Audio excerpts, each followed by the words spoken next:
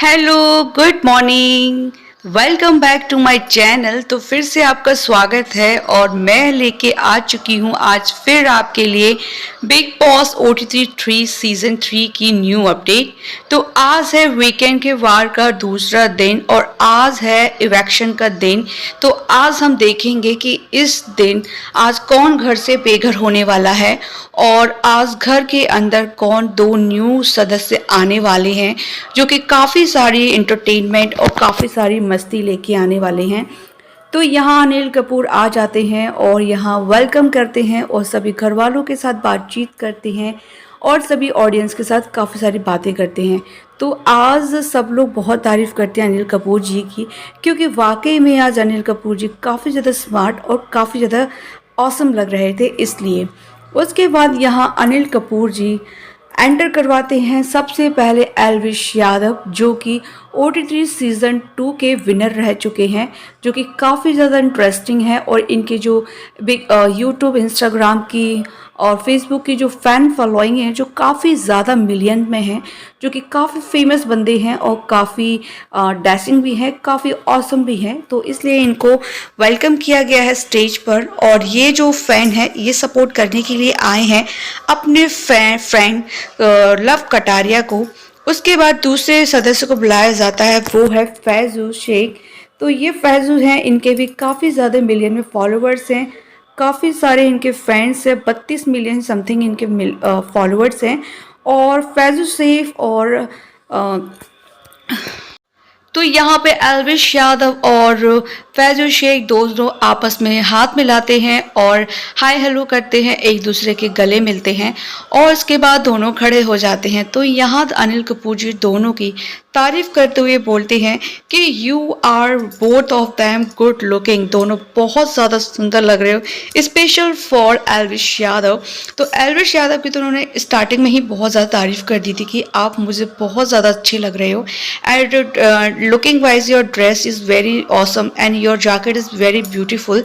तो यहाँ एल्विश यादव बोलते हैं कि सर आप भी कहीं कम नहीं लग रहे हो, आप तो हम सब लोगों को पीछे छोड़ देते हो और आपको मेरा तो बहुत ही ज़्यादा शुक्रगुजार हूँ कि मैं आपके सामने खड़ा हुआ हूँ। जब मैंने बिग बॉस OTT जब जीता था तो मेरे जो होस्ट थे हमारे वो सलमान खान जी थे और इस बार आप हो तो मुझे बहुत सौभाग्य है कि मैं आपसे मिला हूँ और आप भी कम डैशिंग और स्मार्ट नहीं लग रहे, आप बहुत ज़्यादा स्मार्ट और डैशिंग लग रहे हैं। और यहाँ पे अनिल कपूर जी की तारीफ करते हैं, बोलते हैं सर आप अभी भी वैसे की वैसे लगते हो, अभी भी आप जवान रखे हो। तो ये चीज़ सुन के अनिल कपूर जी काफ़ी ज़्यादा खुश हो जाते हैं, इम्प्रेस हो जाते हैं एल्विश यादव से। उसके बाद यहाँ अनिल कपूर जी बोलते हैं एल्विश यादव और फैज़ू से कि यहाँ आप लोगों को मैंने किस लिए बुलाया है। तो बोलते हैं नहीं सर हमें नहीं पता।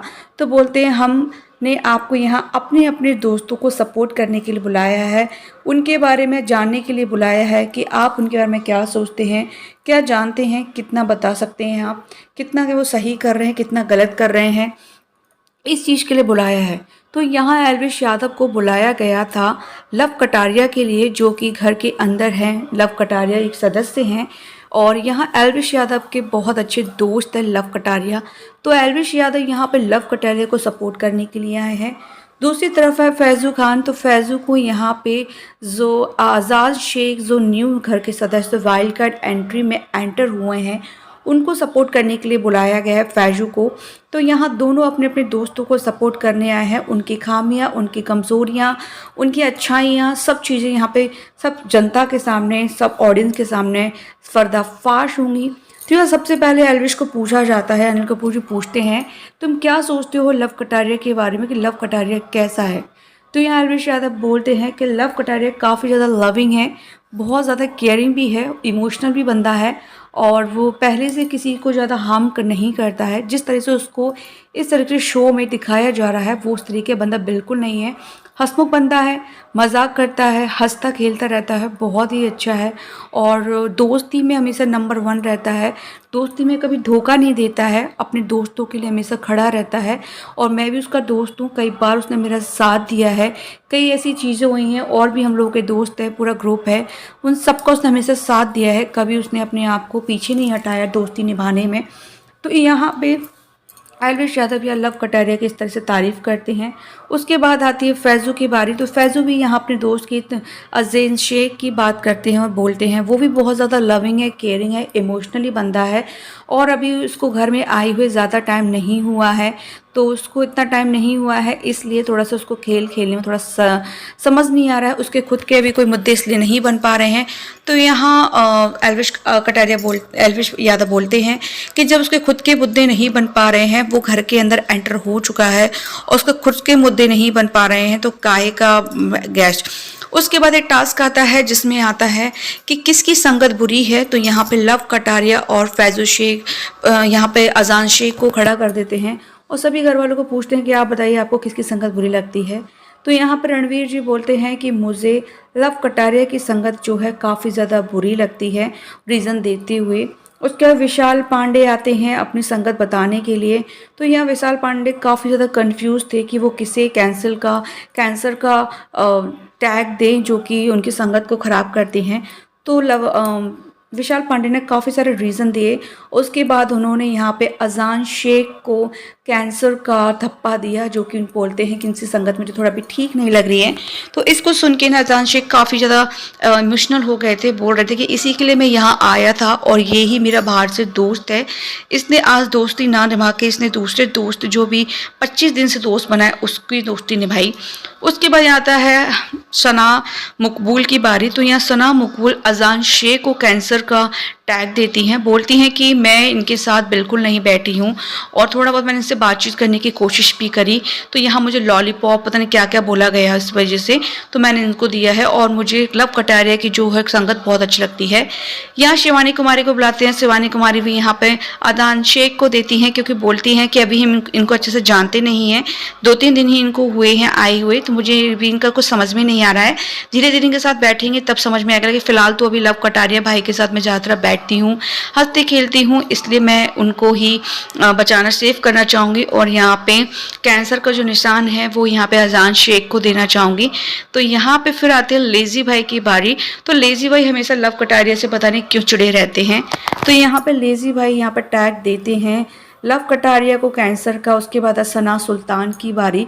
तो सना सुल्तान भी यहाँ पे लव कटारिया को कैंसर का टैग देती है और रीज़न देती है। तो जो सना सुल्तान का जो रीज़न था वो वाहियात था, किसी को भी बिल्कुल पसंद नहीं आया वो रीज़न। ना तो अनिल कपूर जी को पसंद आया था, ना जनता को पसंद आया, ना घर वालों को पसंद आया, क्योंकि उसका एक ही रीज़न होता है कि इमोशनल के साथ खेलता है, इमोशंस के साथ खेलता है। मेरा शेरू शेरू शेरू शेरू हुई ना आफत हुई। उसके बाद आते हैं अरमान मलिक की बारी और यहाँ अरमान मलिक से भी पूछा जाता है कि तुम किसकी संगत को बुरा समझते हो। तो यहाँ अरमान मलिक सीधे सीधे जवाब देते हैं। उन्होंने काफ़ी रीज़न दिए और उन्होंने फिर बोला कि मैं यहाँ पे अजान शेख का कैंसर का निशान दूंगा। वो इसलिए क्योंकि जब वो घर के अंदर आए थे दीपक जी ने उन्होंने चंद्रिका जी के लिए काफ़ी सारी गलत बात कही थी। तो दीपक जी ने उनको जब रोका, बोला था नॉर्मली वे में, तो उन्होंने बहुत बदतमीज़ी से उनसे बात की। हाँ, उन्होंने सॉरी बोल दिया था, मुझे अच्छा लगा उन्होंने सॉरी बोला, लेकिन फिर भी उन्हें इस तरीके से बदतमीज़ी से बात नहीं करनी चाहिए थी। तो इसलिए मैं कैंसर का निशान अजान शेख को दूंगा। I don't like this things. उसके बाद कृतिका मलिक की बारी आती है। कृतिका मलिक यहाँ पे वही अपना पुराना घिसा पिटा वही डायलॉग और यहाँ पे लव कटारिया को कैंसर का निशान दे देती हैं। बोलती हैं कि इनकी संगत मुझे बिल्कुल पसंद नहीं आती है, इनके जोक्स वगैरह, हंसना रहना। तो भाई हंसना और जोक मारना बिग बॉस हाउस में मना नहीं है। उसके बाद आती है दीपक जी की बारी। तो यहाँ दीपक जी भी अजान शेख को कैंसर का टैग देते हैं और उसके बाद यहाँ ये टास्क ख़त्म हो जाता है। उसके बाद बिग बॉस अनिल कपूर जी इनको ब्रेक देते हैं, घर वालों को। ब्रेक के बाद यहाँ पे शिवानी कुमारी लव कटारिया को घर में पूछती हैं, क्या तुमने इस तरह से कद्दू बद्दू बोलते हो क्या अजान शेख को? तो लव कपूर में तो मजाक में बोल दिया था। तो शिवानी बोलती है मत बोला करो भाई, उन्हें जिसको अच्छा नहीं लगता है मजाक तो आप मत किया करो मजाक किसी के साथ, और हर किसी को हम लोग जैसे मजाक करते हैं उनको नहीं आता है पसंद। उसके बाद यहाँ अजान शेख और साईं की चलती हैं काफ़ी सारी बातें। तो अजान शेख बोलते हैं, साईं यहाँ पूछते हैं कि तुम्हें कैसा लगा जब विशाल ने तुम्हें कैंसर का निशान धब्बा दिया, तुम्हारी संगत को गलत बताया। तो यहाँ बोलते हैं कि मैं बिल्कुल शॉक हो गया था और मुझे अच्छा नहीं लगा, पर ठीक है कोई नहीं, आगे देखते हैं, खेल अपने हिसाब से चलाएंगे। उसके बाद यहाँ पे विशाल से काफ़ी सारी चीज़ें बोली जाती हैं। विशाल होता है बहुत ज़्यादा कंफ्यूज, क्योंकि विशाल बोलता है कि दोनों ही मेरे दोस्त थे, अब मैं किसको बोलूँ। तो मैंने घर के अकॉर्डिंग जज किया था। घर के अकॉर्डिंग मुझे लव कटारिया की संगति बहुत अच्छी लगती है और घर के बाहर अजान शेख की।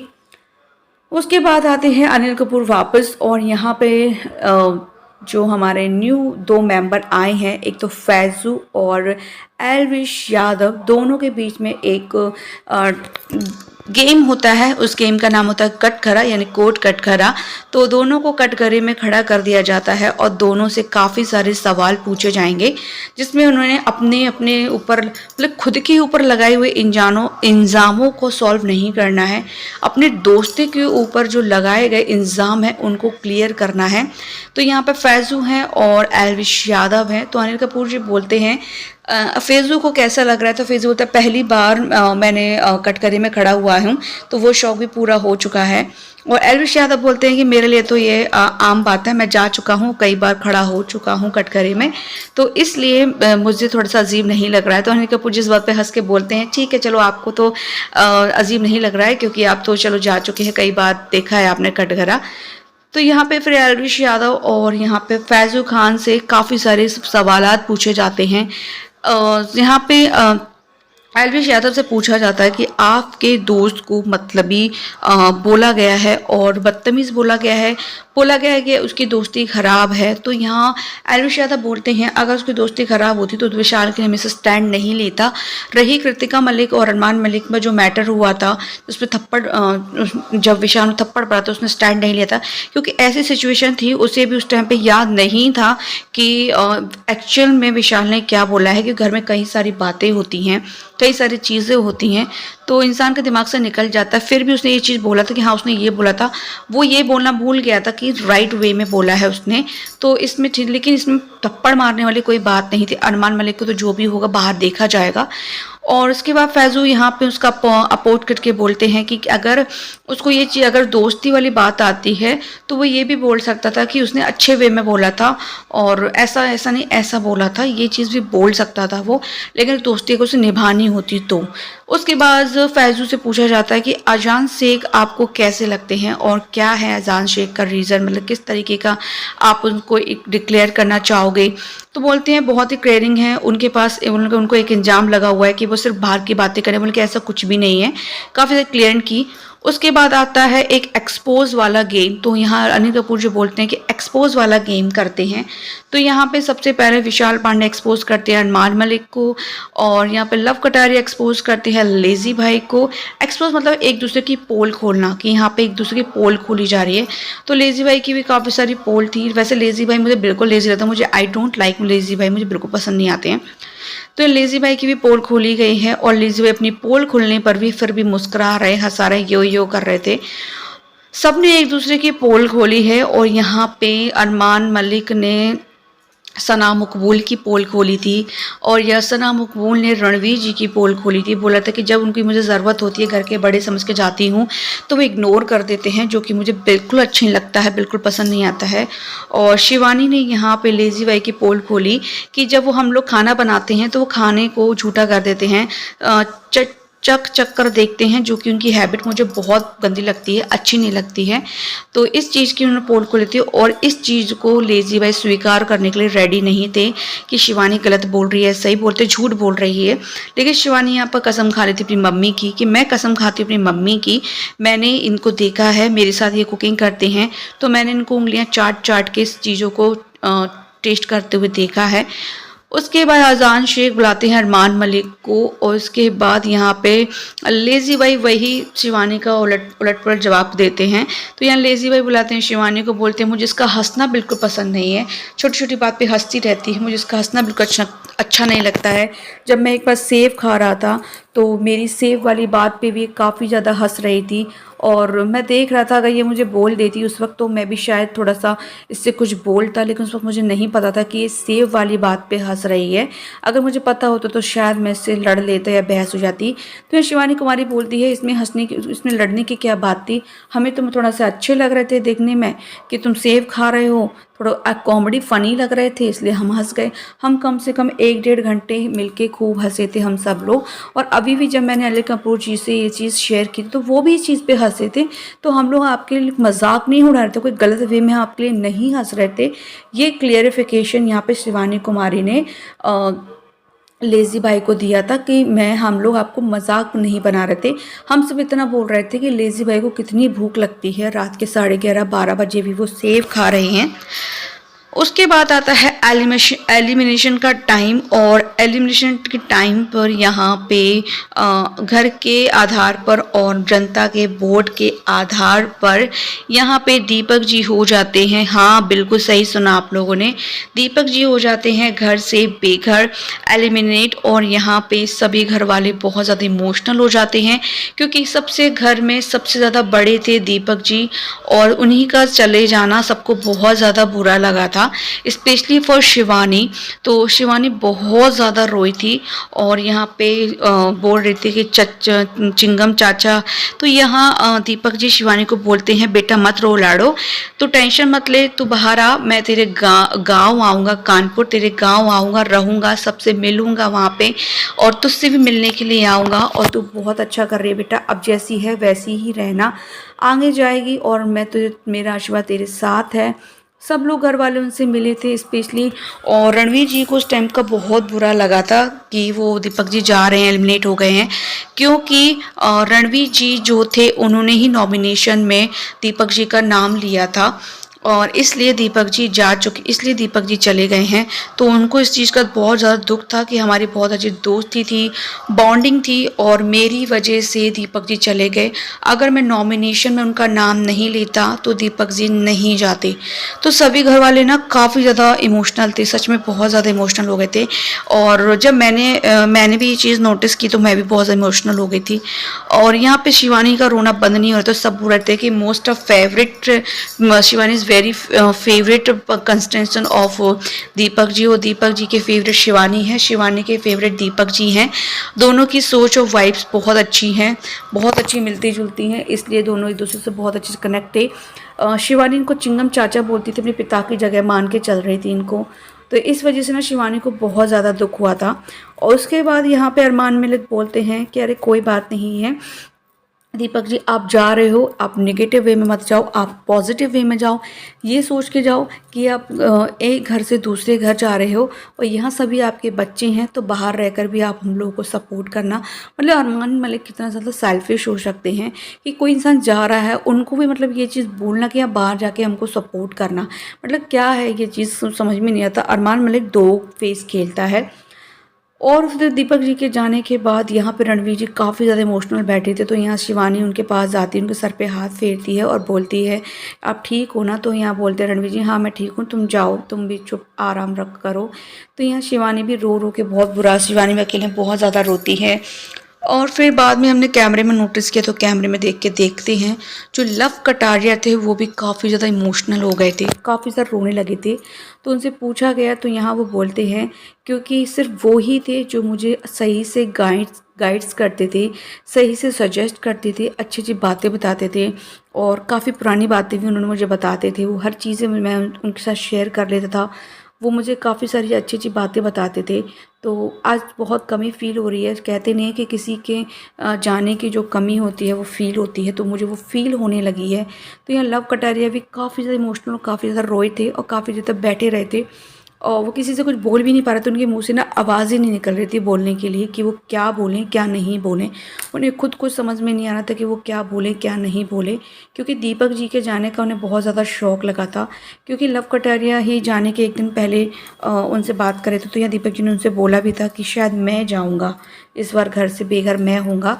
तो यहाँ लव कटारिया उनसे बोलता अरे नहीं नहीं, आप कहीं नहीं जाओगे, आप यहीं रहोगे, आप सबके मोस्ट ऑफ फेवरेट हो, इसलिए तो इस बात पे ना लव कटारिया और ज़्यादा रोने लगे कि दीपक जी ने मुझे पहले ही बोला था इस चीज़ का कि मुझे ऐसा लग रहा है कि शायद मैं जाऊंगा इस बार, और वो फाइनली चले गए। तो इस बात पे ना लव कटारिया बहुत ज़्यादा दुखी हुआ। तो ये था वीकेंड के वार का न्यू अपडेट और वीकेंड के बार की ताज़ा ताज़ा खबर। आप लोगों को आज की वीकेंड के बार की ताज़ा खबर कैसी लगी? कैसा लगा आज का जो एलविश यादव व फैज़ू खान का कॉम्बिनेशंस और उनकी जो बहस हुई थी कटकरी में और काफ़ी ज़्यादा सवालात हुए थे, वो सब चीज़ें आप लोगों को कैसी लगी? मुझे तो कमेंट में ज़रूर बताइएगा।